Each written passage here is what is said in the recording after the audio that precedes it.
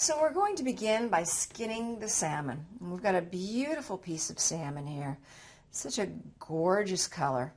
What we want to do is just cut slightly down to the point where we can feel the skin.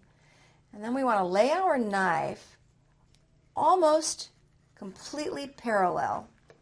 And I'm going to grab a hold of this. And without really moving my knife, what I want to do is grab the skin, my knife flat, and move the skin. So I'm moving the skin back and forth. You can see I'm sort of tugging it. Look at that. I'm going to show you the back of the salmon. It's perfect. I've got one other little piece here so I can show you again. Now some people like to keep this and make cracklings out of it. They enjoy the salmon skin, and if you do, by all means keep it. You can also keep this to use in a stock if you're doing a fish stock. I'll take one more shot here.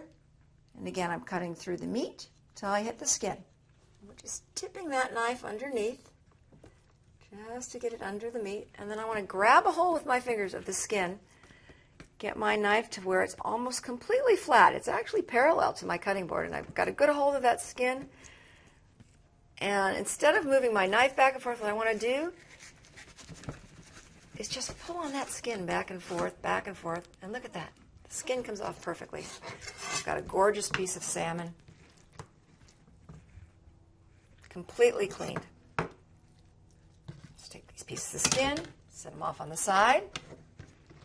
Put our salmon here. And before we get started on our salmon and our stuffing, we're going to start on our forbidden rice. The rice takes the longest, so let's get started on that.